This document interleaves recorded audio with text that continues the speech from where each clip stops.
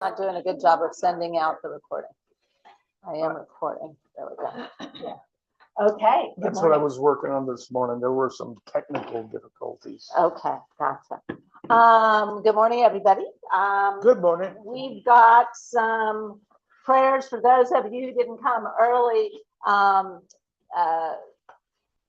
Kelly was showing pictures outside of her home in Canada, and the snow is outrageously high, you guys. So we're complaining here in Rockport because it's been cold for 4 days. Yes. And our cold is 40 degrees, like above. It got down to 29 one night, Kelly. Oh yeah, there's the picture. Look Look at this picture sideways now. Oh, wait, anyhow, I mean, it is, there we go. Look at that snow. Where I want to be. Yeah. Nobody is envious, Kelly. They don't want to live there right now. Okay, With the yeah, Eloise. my sense of humor has always gotten me into trouble, always. And with all the political stuff going on right now, I'm not going to make any funny remarks. I actually had 2 or 3 of them, and I had to say, yeah, no, can't say that. Nope, can't say that. Kelly, we feel for you. Prayers, you guys. Last week, Louise brought Shirley Blackman to Bible study, and she wanted to join us, and it was her, I think, 94th birthday on Monday, and she fell on Friday, and Louise is on camera, and so is Lisa. I think they're both headed to the hospital after that. Lisa found her on the floor, went to check on her and found her on the floor at her house, and she was extremely dehydrated. She thought she had fallen just a few minutes before, but it seems that it might have been a lot longer than that. But she is having, she's probably right now, it was supposed to be at 8 o'clock this morning, not complete hip replacement, but the hip ball replacement surgery this morning at 8. So please keep her in your prayers. She's 94 and having surgery, and thank goodness that Lisa found her when she did.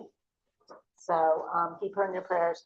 Also, it's been on my heart this week that we've got 3 people that I know of that have chronic issues that, just don't go away. We pray for Kelly and her pain, but also, Cindy Duck still is fighting cancer, and Cheryl also. Both of them have cancer that doesn't necessarily go away. I know Cheryl's got a good clean bill of health recently, which is good from the cancer, but she's got lymph node things going on that just make her not feel 100% every day. So keep the 3 of them in your prayers, and also continue to keep Cherie and Phil in your prayers as Phil deals with Parkinson's, and Cherie, as his caregiver, deals with it also. This week, Julie didn't have a good week, and it seems like the medicine she's getting diminishing returns, and I don't know why that is. It seems like she starts new medicines, they seem like they're doing good, and then they begin to go downhill again, and people on those kind of drugs, immune systems get compromised and everything, and that's the same thing with cancer treatments. Gene mentioned this morning that Monica, who he has brought to us numerous times, who is also fighting cancer and trying to continue to take care of a family, and she's sort of gone radio silent, and we need to keep her in our prayers. And also Robin's brother-in-law. I wasn't done. Oh, sorry. Her name is Monica, and whenever possible, when people don't mind, I think it's good to remember people by name. We haven't met her, but Jean has, and it's just really important. And then yes, Robin Hazard, the family of her brother-in-law. Okay.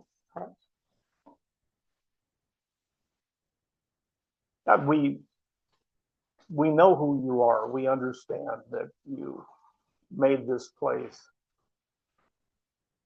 The good things we have come from you, and we're grateful for that. We know that this is a world that is broken. We know it's a world that has laws, rules, that we age. We fall prey to diseases, and sometimes we don't understand, and even when we do, we don't like it. And we have these ones that we're concerned about. You know the plan, but we also know that there's times that you touch this place. These ones we continue to pray for. We ask that you touch them, the families that suffer with them, and by extension us. We ask that you guide us as we study. We come because we want to find our way closer to you and your will. Help us to do that. Use the study, use the words, so that we find the purpose in the study. Amen. Is that And- dripping though? You go ahead and start. I'll be back. Well, John Paul's got it. I don't know what it is, but. Oh, hold on. Go ahead. I know what. Okay. Oh, it's the water down on the hot plate. Yeah. Gotcha. We had a coffee dripping situation. Okay, we decided to start today with our overview on questioning or dealing with the inerrancy or the. We're gonna be doing chapter 11, and before we do, there's some things that we feel like we want to cover. I was going to start with Deuteronomy chapter 24, and I'm just reading verse 1.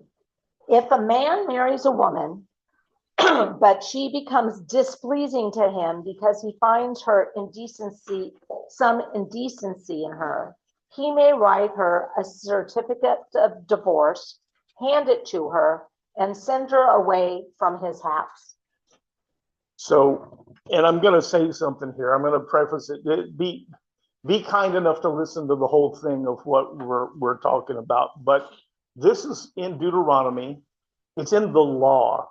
The law of Moses, if you will. But we're told that's God's law, and even now we should be following the law. And I want you to listen to that. It says that if a man, and really and truly, they've sort of made it sound nice. But what it's saying is essentially that if a man finds some flaw in his wife, he just doesn't want her, he hands her a certificate. He gives her a piece of paper and kicks her out of the house. And that's in the law. And some of us were raised up. I've even heard in this class, we get told that every word in the Bible is true. And this is the thing, I want you to be kind and listen to everything we have to say, but that's a silly thing to say, all right? It's a silly thing to say. And we'd like to explain why. But here we have in the law, if a man wants to get rid of his wife, and it was used in such a way that just because he just doesn't like her anymore, hand her a sheet of paper and kick her out of the house. That's the law. And the idea of it being true, it's true that it's in there, right? It's true that it's in the law. So I can't deny that. It's history. When Julie was little, and we'd go for drives and stuff, and I would try and teach her things. And when she was very little, I'm teaching her about opposites. What's the opposite of day? Well, it's night. What's the opposite of up? Well, it's down. And I'd go through some of those, and I'd say, okay, what's the opposite of red? And she just froze up. I still remember. And then she gets this look like, Dad, there's no opposite of red. You understand? I mean, you can't, not everything has an opposite. Well, to say that a thing is true, it is there. And yes, they were, through the law, they were given permission to just hand their wife a piece of paper. It's called a get, by the way. That's just the Hebrew word, but hand her a get. And that's it. She's done. I want you to listen now. Mary's got a scripture from the New Testament. This is Jesus speaking. It's red letters, and I think we should pay lots of attention to red letters. This is Jesus speaking about this very subject that Mary just read to you from Deuteronomy. So I'm in Matthew 19, starting in verse 3. Then some Pharisees came and tested him by asking, "Is it lawful for a man to divorce his wife for any reason?" Jesus answered, "Have you not read that from the beginning the Creator made them male and female? And he said, for this reason, a man will leave his father and mother and be united to his wife, and the two will become one flesh. So they are no longer two, but one flesh. Therefore, what God has joined together, let man not separate." "Why then," they asked, "did Moses order a man to give his wife a certificate of divorce and send her away?" Jesus replied, "Moses permitted you to divorce your wives because of your hardness of heart, but it was not this way from the beginning." So you listen to what it says. And they're trying to trap him. Obviously, they know the controversy about this divorce thing in the law, and they're trying to get him to say something. But he said, first of all, thank you, Gene. We forget, pull that shade up, and it's too bright for people. He said, first of all, God didn't tell you that it's okay to do this. Moses did. And not only that, Jesus says emphatically, he did it because of the hardness of your hearts, because you required it. But it wasn't that way from the beginning. He's saying that was not God's intent. That was not God's plan. And man stepped in and said, well, you guys this is such a big problem. And Moses said, yes, as long as you go through the Hebrew judges and get a certificate, you can just end it for any reason. And he's not pulling any punches. God did not approve this. Moses approved it. And it wasn't that way from the beginning. It wasn't God's intent. Notice he says, he talks about how they were created male and female, just what we talked about earlier in Genesis. But here's the point. To say that something is true, it's there. The Jews were given permission by the law to do this thing. And it's a really ugly, ugly thing. And Jesus, who's qualified to speak, says that was not God's intent. Our purpose here is not to just look at what's in the book. Our purpose is to bring ourselves closer to God and God's will. And there is information in there that allows us to do that. And really, if you go at it without an agenda, you see, the Jews wanted someone to tell them that it's okay to get this divorce with a sheet of paper. And they got someone to tell them that. They didn't go looking for God's plan or God's will. They went looking for what they wanted, and they got it. Or at least they got an excuse for doing it. So to say that every word is true, how do you reconcile Old Testament that says, hand the woman a piece of paper and kick her out of the house, and the New Testament where the literal Son of God who understands the plan says it's not supposed to be that way? True is sort of like saying that what's the opposite of red? Some things, like I said, it's true that it's in there, but it's not true for us that we get to do it. Part of our responsibility is to look for God's will, to look for the plan, to understand it and not substitute ours for his. And so we're about to look at something that's one of these difficult spots in Genesis. I told you last week, by the time we get to chapter 12, things begin to settle down. But this is one of those difficult times. Keep in mind what we've just talked about as far as how we handle this particular piece. And I'm not at all saying that I think there's stuff in here that's untrue. I think the purpose in these scriptures is to show us how to lead a life and how to draw closer to God and his will. Scott. Yes. I see the direction you're headed and everything, and the question you're posing. It's rather easy for me in that I see a lot of things in the Old Testament that were the law, the customs, and so forth back then. But since Jesus came, the new covenant put a lot of that stuff asunder. It doesn't apply anymore. So while it's still in the Old Testament, it doesn't bound us to it because of the new covenant. I with hope Jesus. those of you at home could hear what Jack said, Right. that old covenant, new covenant. And I'm going to make a point, and I can be wrong, and I know that it'll put me at odds with some people. But I get told, and I get in these discussions fairly often, that was the old covenant, we're under the new covenant, and stuff that was part of the old covenant no longer applies.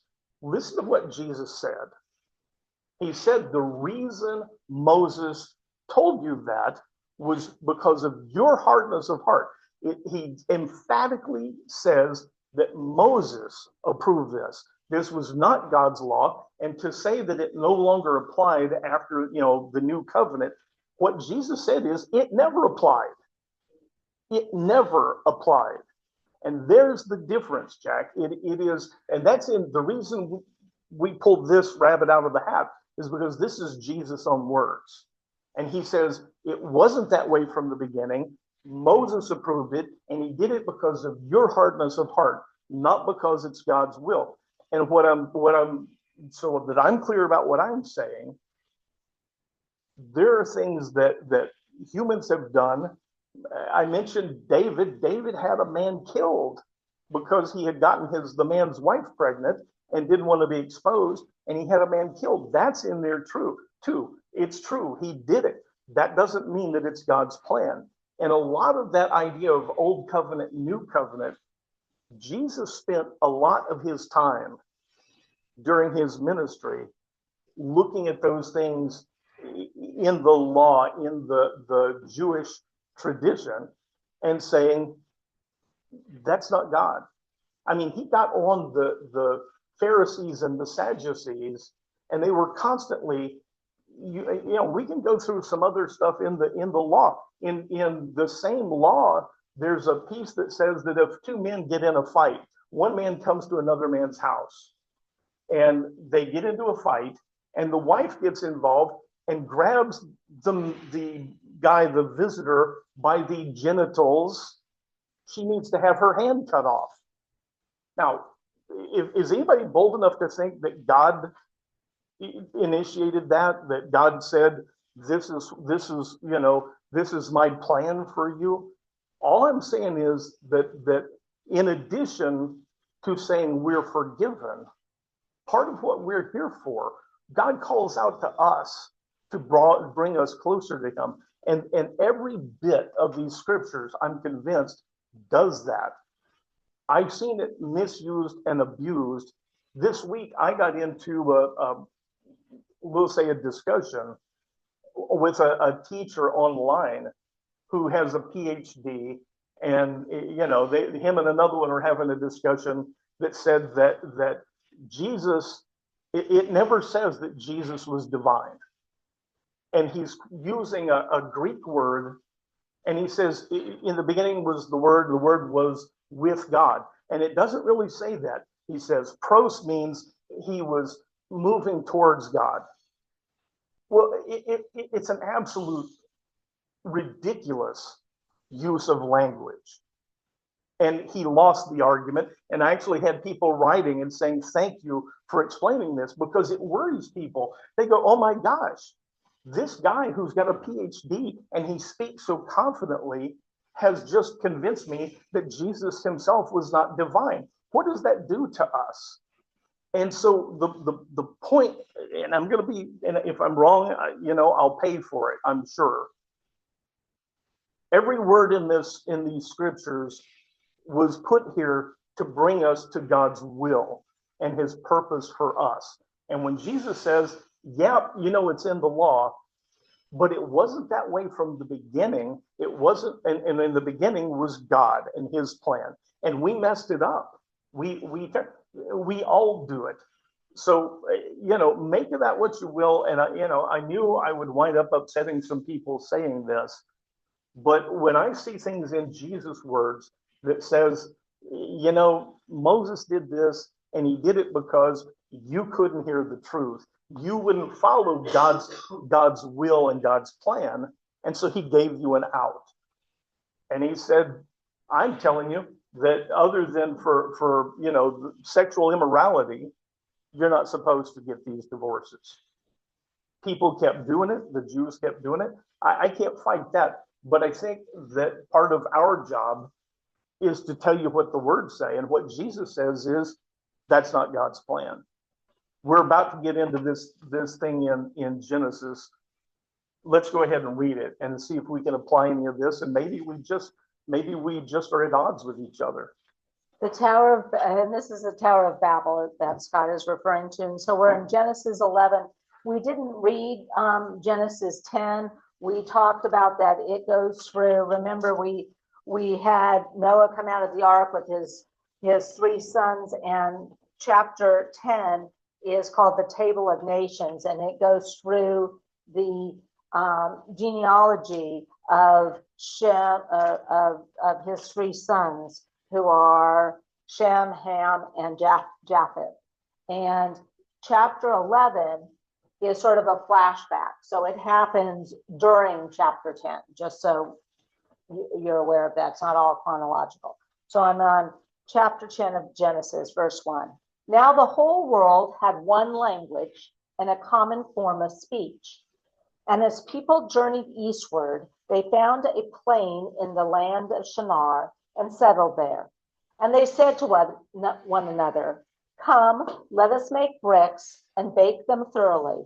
So they used bricks instead of stone and tar instead of mortar. Come, they said, let us build ourselves a city with a tower that reaches to the heavens, that we may make a name for ourselves and not be scattered over the face of all the earth. So the plain of Shinar is Babylon, basically the same place where, area where Babylon comes to exist. 55 miles south of Baghdad. Excellent. 55 miles south of Baghdad. And it says that we see that they were told to spread out and multiply, but to spread out across the earth. And what this is saying is there were people who said, we don't want to do that. We want to make a name for ourselves. We want to build a mighty city here as a test. And it says we're gonna bake clay, because what they wanted to do, stone would have been, there's not a lot of stone there. They would have had to carry it, and we want it now. You see at least this much of what's going on. Sounds like human beings to me. We want to be important. We want to make a name to ourselves. There's a place later on where Gideon, the idea that God tells him, you have too many soldiers, cut them in half. And then finally it comes down to 300 men, because God was sending a message that said, this is my battle, not yours. And afterwards, they want to make Gideon their king. And he says, no, I don't want to be the king. But I tell you what, all of you just give me a little bit of gold from the plunder. And I'm going to build, it's an ephod, but he builds a monument to himself. So, and the monument happened to be sort of a replica of the breastplate that high priests wear. The point is, he wants to build a monument to himself, and he does, and it winds up not only causing division, it winds up causing all kinds of problems for the Jewish people. They wind up practically worshiping him. What we see in the beginning of this is people who don't want to do what God has instructed them to do. And they want to make a monument to themselves to show how powerful they've become. And so they're going to build this city or this tower that reaches up to heaven. Keep going through the Bible. Start with Adam and Eve, but keep going, and they're go all the way to when we did Revelation, man wanting to be God. Effectively, I am my own God. There is no one mightier than me. And that's what we see at the beginning of this story of the Tower of Babel, is people saying, we think we've come a long way. We're going to be able to do for ourselves what we've been told God does for us. We're going to become mighty, and we're going to show him. Verse 5, then the Lord came down to see the city and the tower that the sons of men were building. Can we just stop there? Uh-huh. This is where you recognize that this stuff is written by humans. And we do the best we can. And I believe that it's written down by humans.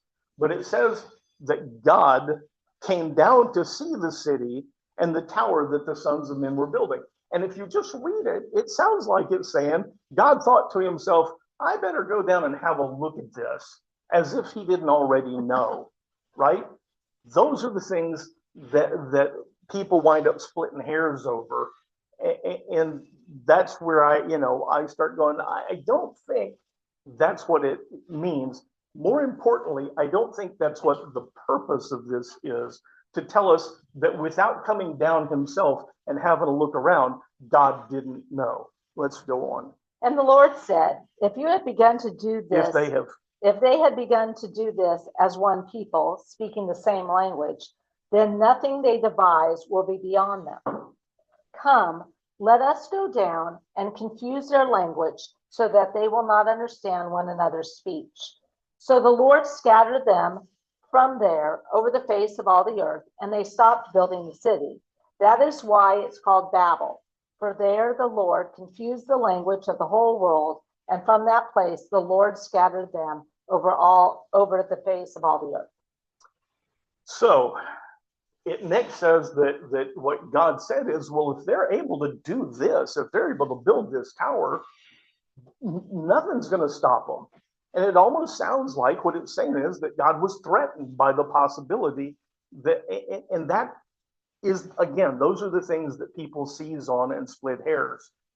Clearly, I don't think that's a concern of God's, that humans would become, if they can build a big tower, they can do anything. They can, and so I have to put a stop to that. The disobedience, the arrogance, the self-aggrandizing, and to think we don't need God anymore, we can do this. That much is very clear. The way it's phrased, I think, try and find it in your hearts to let go of that. The idea that God didn't know what they were doing, the idea that God is threatened by it, but the idea of scrambling the language, I have no problem with it. I mean, I don't know, but what it does show is that these people, their hubris is the word I was looking for, but their arrogance. He said, no, I'm going to put a stop to that. My plan was for them to go out and spread out across the land, Haaretz, and they chose to fight me over it. And he thwarted their plans. I have no problem with scrambling the language if that's what it took. The message we're supposed to get, I believe, about how we live in accordance with, or in harmony with God and his plan, is he told them to do something and they said, no, we aren't going to do that. We're gonna do it our way and make ourselves, and he found a way to thwart their plans. That's, I believe, what we're being told by the story. Scrambling the language is probably the least important of this. Once again, is that a miracle? Absolutely. Does God do miracles? Absolutely. Miracles by their nature defy logic. I wouldn't worry. I'm not worried about that part.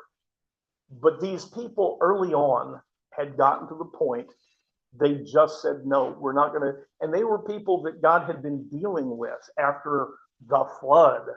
And they very quickly get to the point they forget. And the other just thing to note in verse 7, it says, come, let us go down. And, I think the concept of the triune God or the Trinity starts from the very beginning. And so We've seen it before.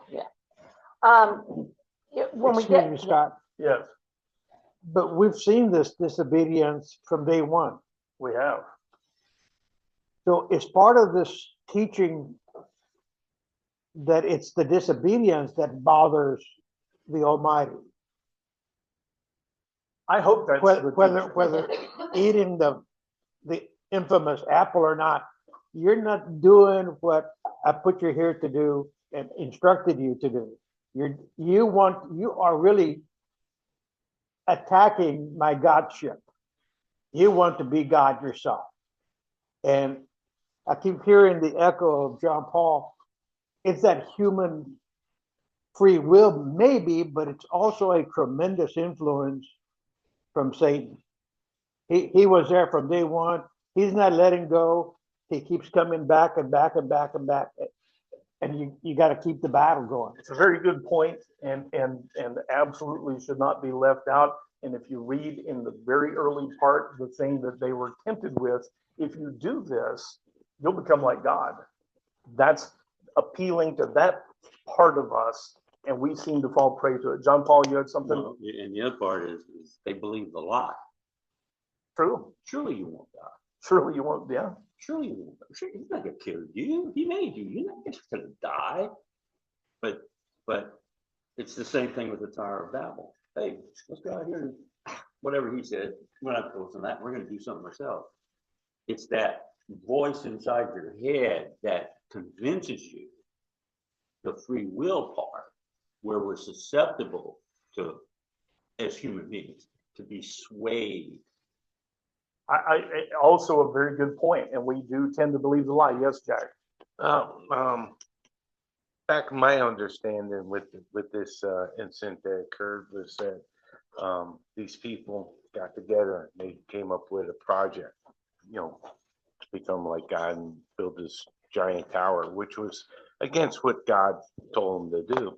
So he comes up with this great idea to confuse them, that they can't work collaboratively, to give them their separate languages, and it went out to different groups, and then that was how they were able to go out and spread into the world, which is what he wanted them to do originally. So I see this. I saw this since I remember the story, was a plan of God to get them back to do what they were supposed to be doing. I feel like at that time, in the very early days, there's a plan unfolding. He doesn't clearly, people do similar things today. They make themselves their own God, and he doesn't do this every time, which also confuses us.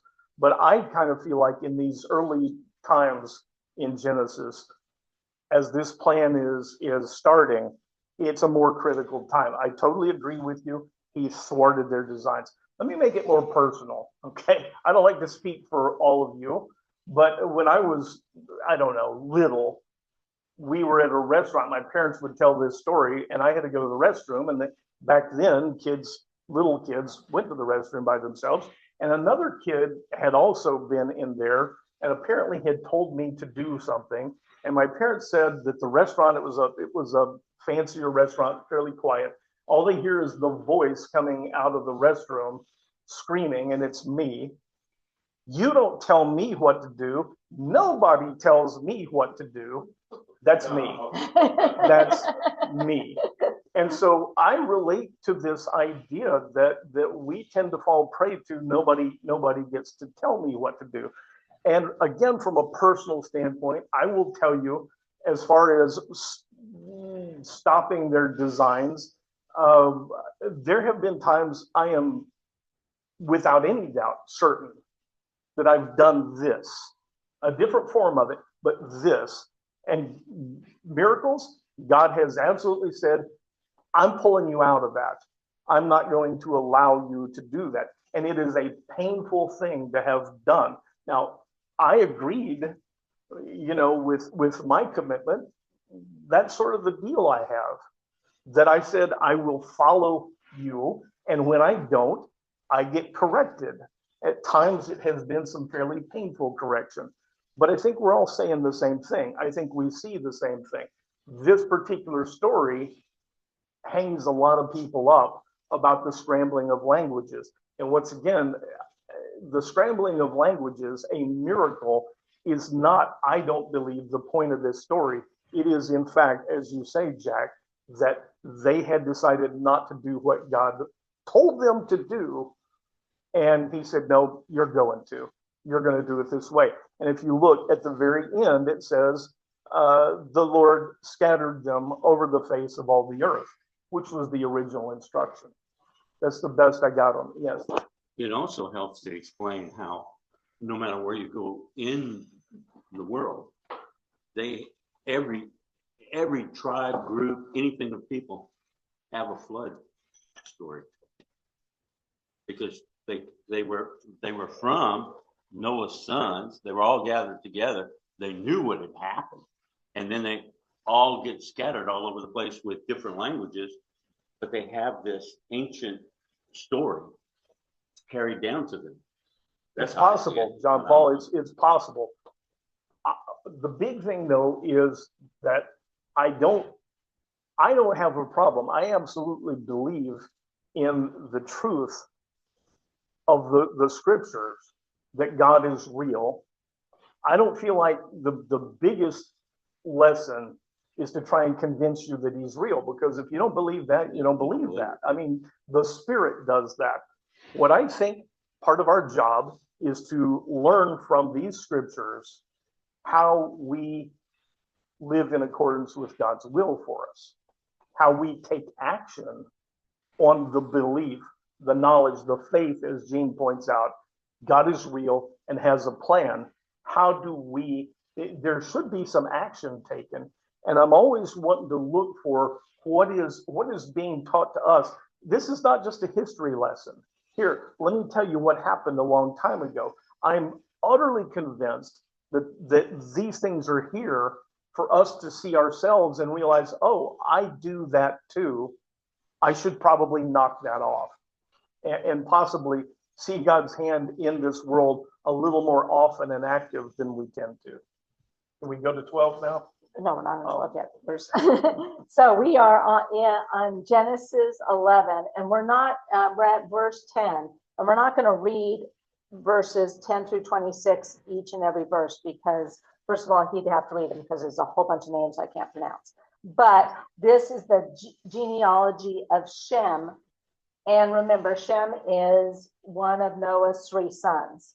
And back in chapter 9, we learn that Ham, who was Noah's youngest son, his son was Canaan, and he became part of the Canaanites.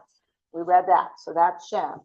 In chapter 10, the Japheth, we learned was into maritime, and his people, coastal people, mariners. There's a line in a Monty Python movie that it's showing, the knights, and it says Sir so and so, Sir so and so, and then there's one and it says Sir not appearing in this film.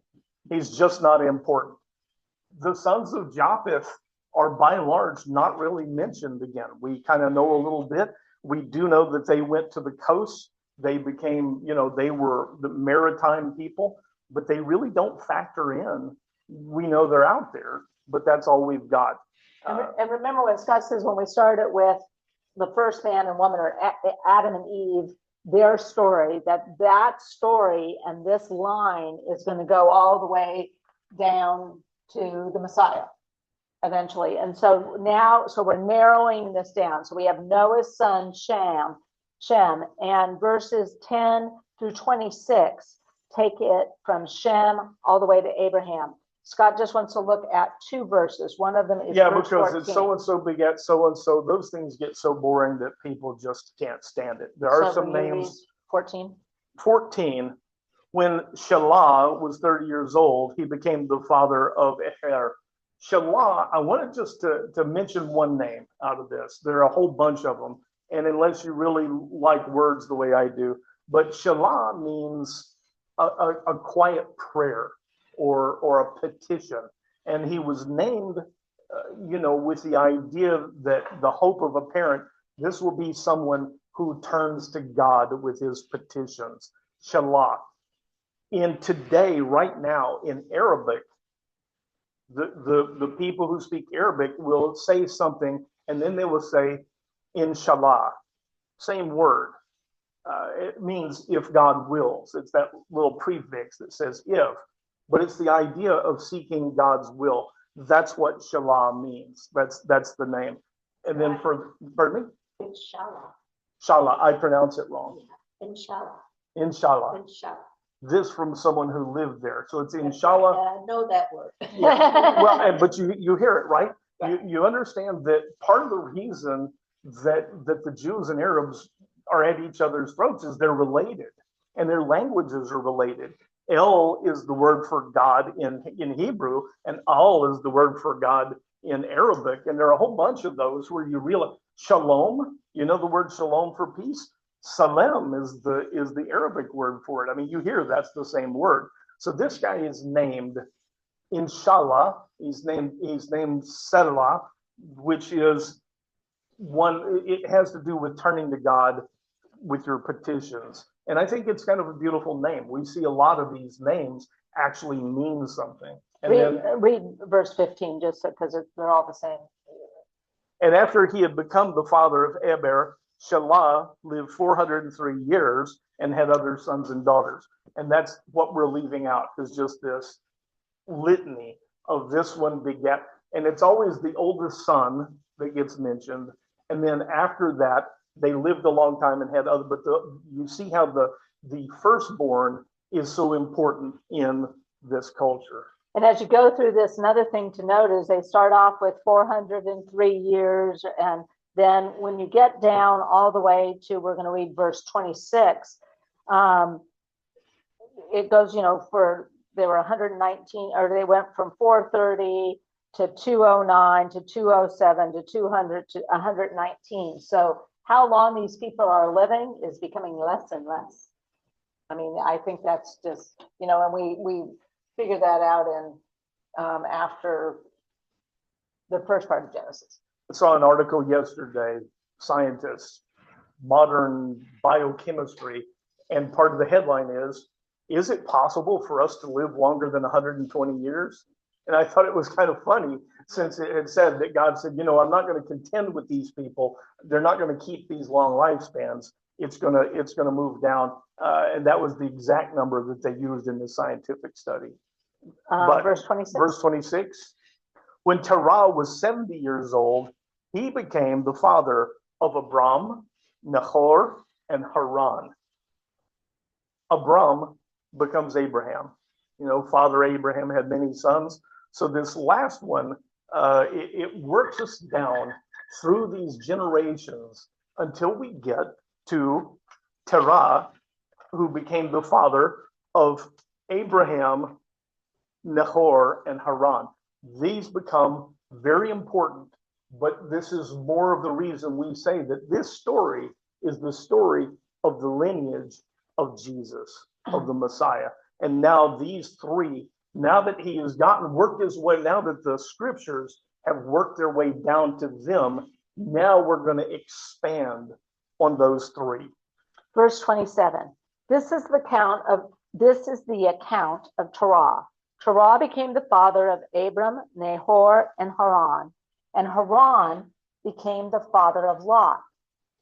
During his father Terah's lifetime, Haran died in his native land in Ur of the Chaldeans. And Abram and Nahor took wives for themselves.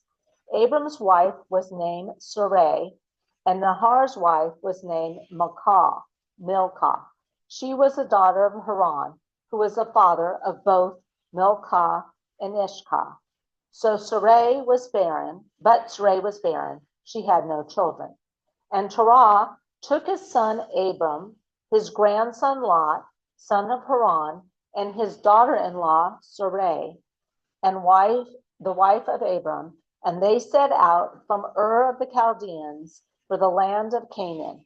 But they arrived in Haran. They settled there. Terah lived 205 years, and he died in Haran. So first of all, Abram at this time has two brothers. One of them has a son named Lot. We find out about him coming up. A lot of you, you know that story. But the father, Abram's brother, dies young. And it leaves Lot, his son, and he gets, I've always thought that Abraham sort of treated Lot like his own son. And Mary pointed out yesterday, and I think rightly, it really is another brother.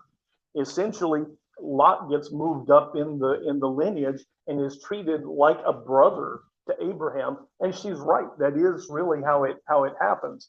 But you see how the generations work down to these three, Abraham and his two brothers. And then we begin to get the story of Abraham. Then it begins to break these things out. But it says that they were in Ur of the Chaldeans. And I won't get into the Chaldeans. Ur of the Chaldeans, and they pack up and begin to move to the land of Canaan. Canaan is Israel. And those are the descendants of Ham, by the way, that son of Noah. They're the descendants of Ham. But they start, and we find out later that absolutely God has moved them. He said, get up and go. That becomes an important part. But right now, we just learned that they get up and head for Canaan. But they get to this place called Haran and sort of settle in. They get comfortable and they stop their journey.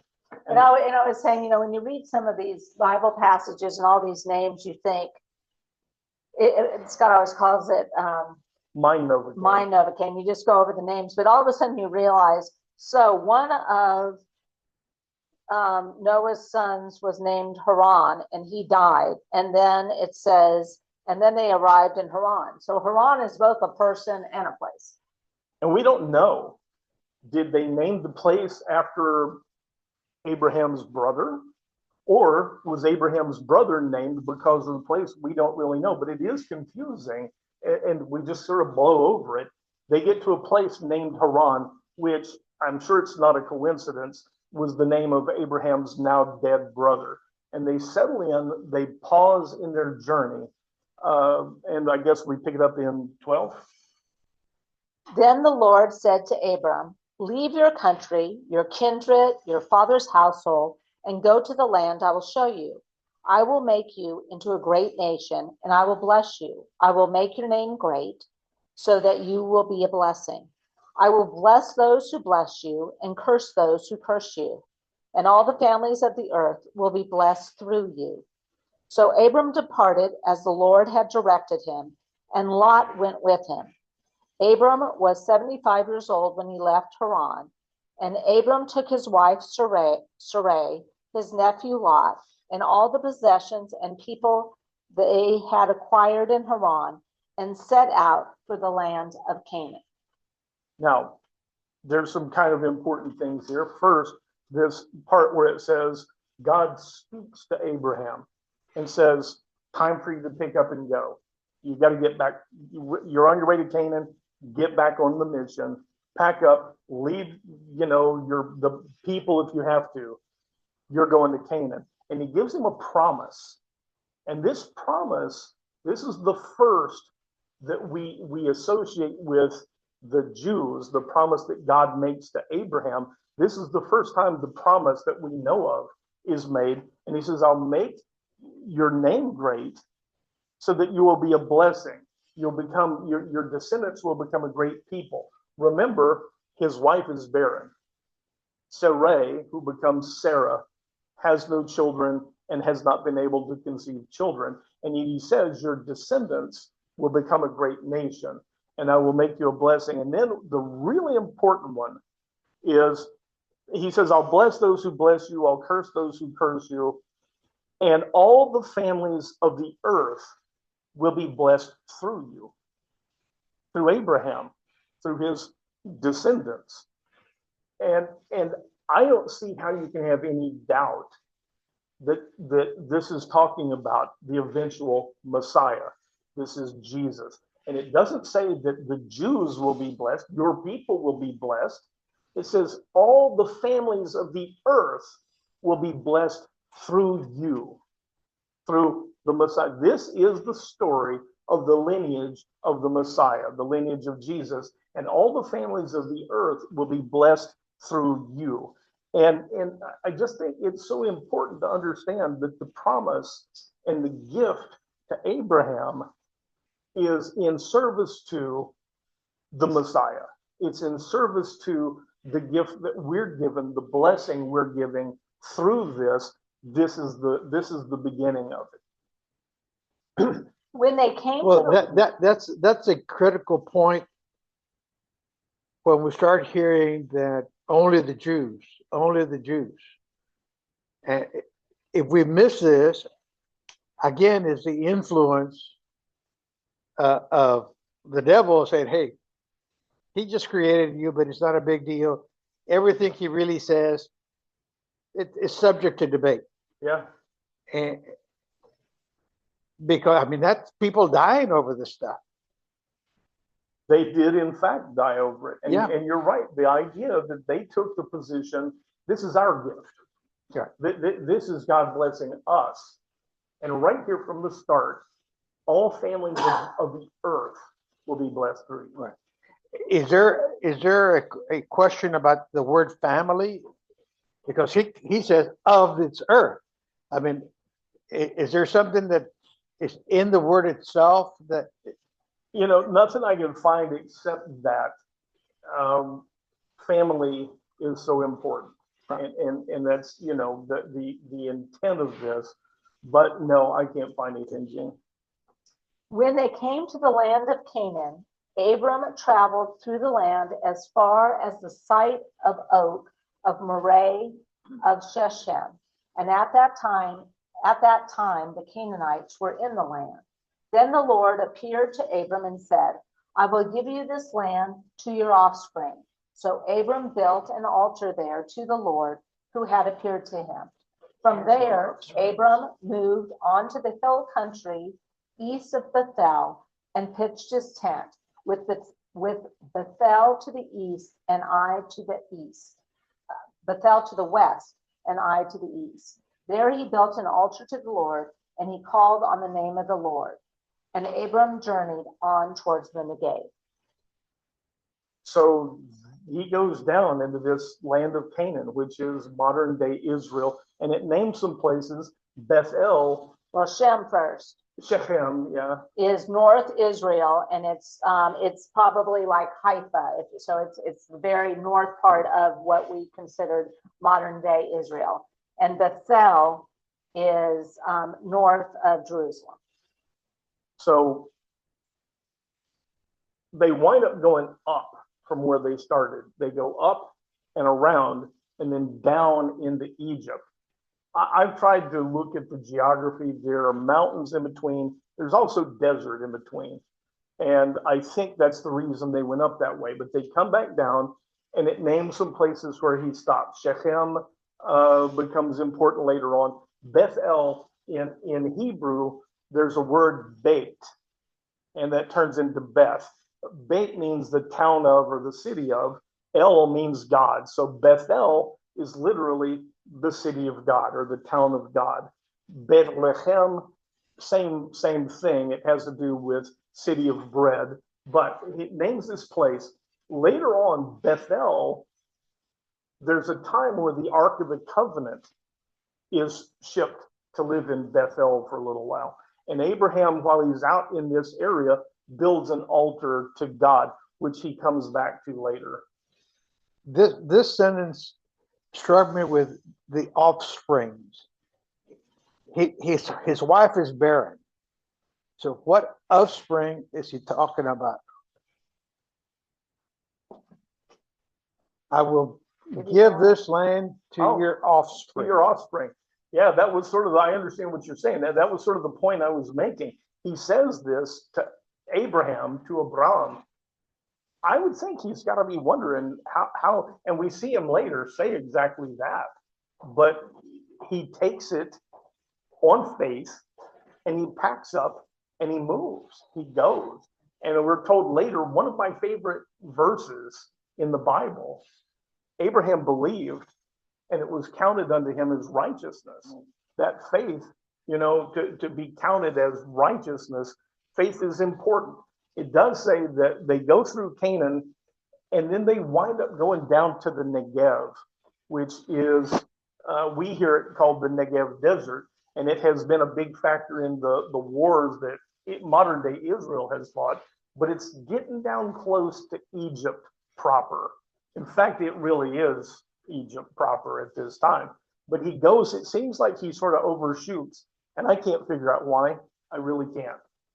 So, and I'm going to read this one last section here. I remember, I think when I was reading it this time, the idea that the Bible says Sarai is barren and God can do what God wants to do. I think God made sure Sarah was barren, because listen to this.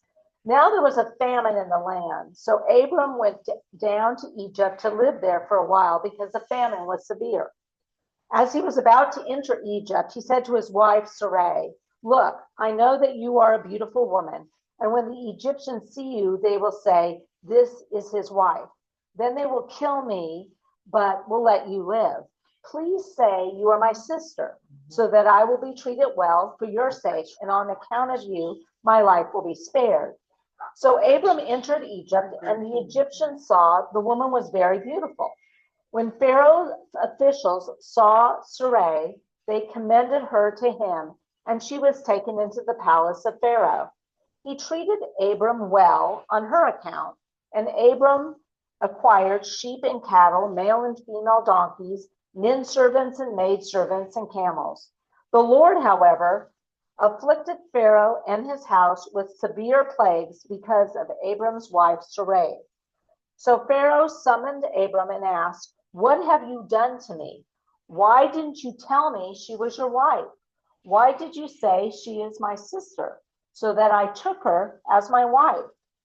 Now then, here is your wife, take her and go." Then Pharaoh gave his men orders concerning Abram, and they sent him away with his wife and all his possessions.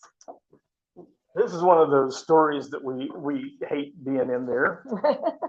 Not one of Abram's finest moments, as Scott said. Definitely not one of his finest moments. There's a famine in this area that they're in, and they head off to Egypt, which we see happen again. Well, Egypt has water. I mean, they've got the Nile. And so they wind up having food when other places tend not to. And rather than Abram saying, "You promised me the land, you promised me that you're looking out for me, I'm going to trust you," Abram packs up and says, "We're going to Egypt. That's where the food is." And they get there, and Sarah, we learn later on, repeatedly, is a very beautiful woman, and kings do what kings do. Solomon did it, 700 wives and 300 concubines. They pick of the most desirable. Gee, does this sound like the Nephilim? They take who they want. And they said, "Hey, this woman that's moved in, you should know about her." And Pharaoh says, "Well, send her to me." And he moves her into the house with him, into the palace. The inference here is to make her his wife, that she was exactly that. She was a wife to him.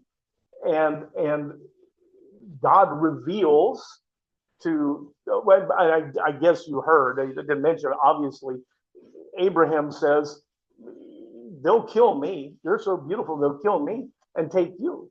And so tell them you're my sister so they don't kill me." It doesn't prevent her from being taken, does it? But it does make sure that they don't kill him. That's not exactly, like I said, that's not his finest hour. But God reveals, as he does many times, to Pharaoh, "You messed up." And Pharaoh's hot. I mean, he gives Abraham, and it says that he's given Abraham cattle, donkeys, possessions. He sort of paid a dowry for the new wife. And I think that's probably what it represents. And he calls him, he goes, "What have you done? Why did you tell me this is your sister? Take her and get out of here." And they let Abram go with all of his stuff and all of his new wealth. And I hate to say this, but it sort of worked out for him, didn't it? Now, does God still find a way to take care of him? We're told God works all things together for good for those that love the Lord and are called according to his purpose. Abraham clearly is that. He's been called to a purpose. He worked together for good. Make no mistake, what Abraham did, what Abram did was wrong. And yet there's a plan for Abram, and he winds up getting more possessions that sort of figure in to what happens next. And they leave and head back up to where they were supposed to be going, this Canaan, not Negev, but further up north. And that's where we'll pick up. And like I said, I think God made sure that Sarai did not have Pharaoh's baby. Yeah. So, yeah, I mean. Sarah was barren at the time and did not wind up having a child with Pharaoh. That's the implication. And I think Mary's point that also this week, probably well taken, maybe part of the plan. And Louise, we're at time. Louise just wrote that Shirley is out of surgery. All went well. She's in recovery. Her son is waiting for her to be brought back to her room. So continue to keep her and her family in your prayers this week. God, we look for the lessons that you have for us. I know that the lesson here is not that Abraham got good things by doing the wrong thing. I hope everyone understands that. That's never, ever going to be the lesson that you have for us. Help us to understand that if we seek you, we seek your will, we can avoid a lot of these situations that plague us. The times that we're forced to then turn and call on you to say, bail us out of this mess we've gotten ourselves into. The thing that I ask so much this week is that you help us see through these lessons to the lessons you have for us, to the will you have for us, that we remember to see in the weaknesses and the failures of these people in the scriptures, to see our own weaknesses and failures and use that as instruction for not making them in the future, for turning back to you, for exercising the faith that we've expressed. As always, be with us these weeks, these ones we've prayed for. We're thankful for this good news about Shirley. You know our concerns on the others. Be with them, be with us. Amen. Yeah.